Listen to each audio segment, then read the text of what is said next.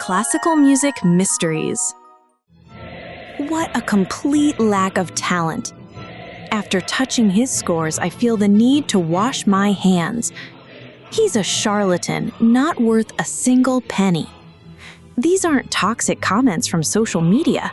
Long ago, these exact words were spat out by some of history's greatest musical geniuses, aimed directly at their peers.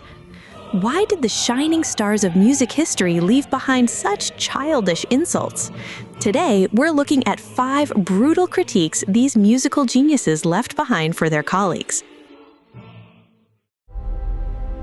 Number 5. Johannes Brahms' merciless total denial. Let's jump right in with number 5, a symphonic boa constrictor. Have you ever heard this bizarre phrase? Number 5 is a scathing critique made by Johannes Brahms in the 1880s and 1890s against a specific composer. The target was Anton Bruckner, a composer active in Vienna during the exact same era. According to anecdotes in a biography by his friend Max Kalbeck, Brahms had some harsh words for Bruckner's massive symphonies. Bruckner poured his heart and soul into these works. Brahms' response? Those are not symphonies. They are symphonic boa constrictors. He allegedly went even further, calling Bruckner's compositions the work of an amateur. And when he saw the passionate cult following Bruckner's music was gathering, Brahms simply brushed it off. "It's nothing but a passing fad," he declared. So why was Brahms so unforgiving toward a fellow composer? The answer lies in his strict devotion to his own musical philosophy. Furthermore, the Viennese music scene of the time was in the middle of a vicious debate. On one side were the Brahmsians. They valued formal beauty and carried on the traditions built by Beethoven. On the other side were the Wagnerians. They chased innovative and highly dramatic expression. Bruckner absolutely worshipped Wagner. In fact, he dedicated his Symphony No. 3 to him. At the time, Bruckner was widely viewed as the Wagnerian symphonist. To Brahms, a symphony was a perfect architectural structure. But Bruckner's symphonies were different. They often exceeded an hour in length. They were full of sudden pauses. Their brass sections roared. In Brahms' eyes, this looked like a total lack of musical logic. It probably seemed like a massive, thrashing snake. That is precisely why he likely coined the phrase symphonic boa constrictor. Number 4. Igor Stravinsky's Mockery. Moving on to number 4. Everyone has heard the masterpiece, The Four Seasons, at least once, but one composer left behind a biting critique of its creator. Number 4 is Igor Stravinsky's critique of Antonio Vivaldi. You can find this in his early 1960s book of conversations with conductor Robert Kraft. Igor Stravinsky is one of the most prominent composers of the 20th century. He famously caused a riot at the premiere of The Rite of Spring. His innovative music left a massive impact on later music history. Yet, when speaking with Kraft about Vivaldi, the defining figure of 18th century Baroque music, Stravinsky had this to say: "Vivaldi is greatly overrated, a dull fellow who could compose the same form over and over again." Pretty harsh words, right? Why would he judge a historical giant like Vivaldi so harshly? Actually, this remark perfectly captures how 20th century modernism viewed the music of the past. Stravinsky lived through an era of extreme social upheaval. Composers were expected to invent entirely new sounds and rhythms. Meanwhile, Vivaldi worked during the Baroque period. This era relied on shared rules like the basso continuo and ritornello form. The goal wasn't to invent new forms, but to masterfully add variations and nuances within those existing boundaries. To a modern composer who constantly broke new musical ground, the stylistic beauty of the Baroque era might have just looked like boring self-imitation. a 20th century critical lens looking back at historical forms, clashing with the aesthetic values of a different era. That massive gap is condensed perfectly into Stravinsky's brief, cutting remark. Number 3. Felix Mendelssohn's physical disgust. It's hard to believe this next composer had such harsh words for a colleague. Number 3 is Felix Mendelssohn's musical takedown of Hector Berlioz. Mendelssohn was the ultimate gentleman of the classical music world. Born into a wealthy banking family, he received a top-tier education from a young age. He was a highly cultured, dignified genius, respected by almost everyone. You probably know him best as the composer of the famous Wedding March. But despite his polite reputation, he left some incredibly harsh words about the French composer Hector Berlioz in letters to his family around 1831. He completely lacks true talent and just seems to be groping in the dark. In another letter from the same period, he complained about the clumsy and messy nature of Berlioz's sheet music. After touching his scores, I feel the need to wash my hands. It was a devastating critique. So what made Mendelssohn so relentless? The reason likely stems from their vastly different approaches to creating music. Mendelssohn idolized meticulously structured music. He looked up to masters like Mozart and Bach. And what about Berlioz?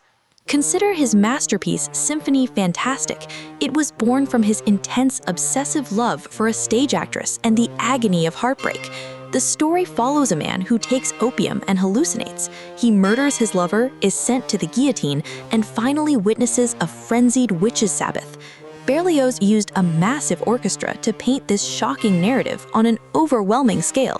From Mendelssohn's perspective, this probably looked like a blatant disrespect for traditional music forms. Of course, Mendelssohn didn't reject every single thing about Berlioz. He did acknowledge the effectiveness of his brilliant orchestration to some degree, but his overall assessment of the work remained terribly harsh.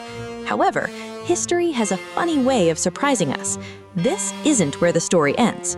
Over a decade later, in 1843, the two men reunited in Leipzig, Germany.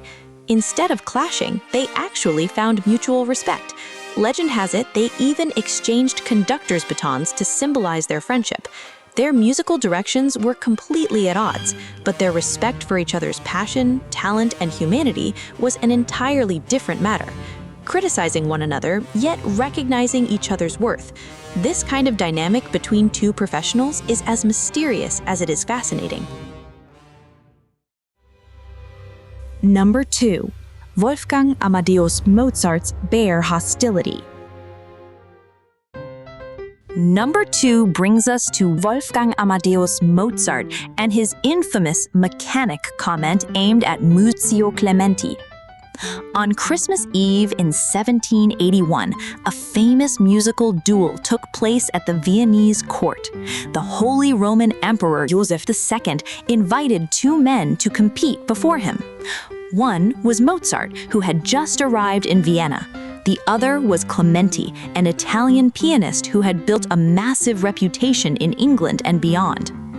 The two men battled it out, trading improvisations and showing off their skills. In the end, the emperor praised both of them and gave them equal rewards. But Mozart's personal assessment of Clementi was brutal. In a 1782 letter, he judged his rival like this: "He is an excellent mechanic, but nothing more.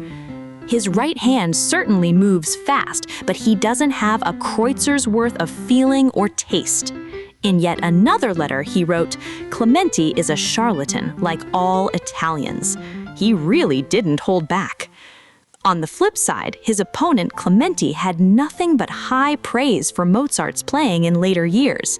According to a student's memoirs, Clementi raved about Mozart, saying he had never heard such spirited and graceful playing.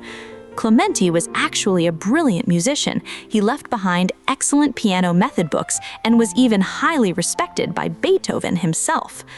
So why was Mozart so ruthless in his judgment? The answer likely lies in Mozart's own philosophy of the piano. Clementi was a pianist who specialized in flashy, dazzling technique, but to Mozart, the piano was an instrument meant to sing. As Mozart told his father in a letter, Clementi's playing had neither taste nor feeling. In other words, Mozart probably didn't hate Clementi as a person. Instead, he was likely rebelling against a music industry that celebrated hollow, flashy technique over true musicality. Number 1. Pyotr Ilyich Tchaikovsky's Diary of Rage. And now, our reigning number 1. It turns out that one of history's greatest melody makers fiercely criticized the maestro from our number 5 spot. Number 1 is Pyotr Ilyich Tchaikovsky's biting critique of Johannes Brahms. Tchaikovsky is a composer who has enchanted the world with his sweet, heartbreaking melodies. Just think of Swan Lake, The Nutcracker, or his Symphony No. 6, Pathétique. On the other hand, we have Brahms. Remember him? He's the logic-obsessed master of structure who tore into Bruckner's symphonic boa constrictors back at number 5. What happens when two geniuses with such completely opposite values collide? In October 1886, Tchaikovsky wrote some shocking words in his diary. "I played through the music of that scoundrel Brahms. What a giftless bastard." In his letters, he was just as relentless, stating he completely lacks inspiration. Why did Tchaikovsky despise Brahms' work so much? It likely boils down to Tchaikovsky's deep love for soul-stirring inspiration and melody. He probably felt that Brahms' logical music was overly academic and emotionally dead. In our number 5 spot, Brahms attacked Bruckner for being illogical. Now the tables had turned. Brahms was on the receiving end, being attacked by Tchaikovsky for being too logical and lacking inspiration. But there's actually a continuation to that famous diary entry. Right after dragging Brahms as a giftless bastard, Tchaikovsky added a caveat. He wrote that Brahms was at least an honest and deep human being. So Tchaikovsky wasn't actually rejecting Brahms as a person. And this story has the best possible punchline. About a year later, while touring in Leipzig, Germany, Tchaikovsky ended up meeting Brahms face to face. You'd expect the atmosphere to be incredibly toxic, but it was exactly the opposite. Tchaikovsky later wrote about how much he actually liked Brahms. "I had lunch with Brahms. I still don't like his music, but as a person, he is exceedingly kind. I was completely charmed by his easygoing nature." You can't help but laugh and think, wait, you guys actually became friends? To the bitter end, they could never accept each other's musical styles, but as people, they grew to genuinely like one another. Ultimately, these two geniuses arrived at a bizarre relationship. Their music never crossed paths, but their personalities clicked perfectly. Truth is indeed stranger than fiction, and that is exactly what makes the hidden history of classical music so incredibly fascinating. What did you think of these merciless critiques from musical geniuses against their peers? Thank you for watching. If you have your own thoughts, theories, or interpretations, feel free to share them in the comments. I'd love to hear your perspective. If you enjoyed this video, please consider liking and subscribing for more content like this. See you in the next video.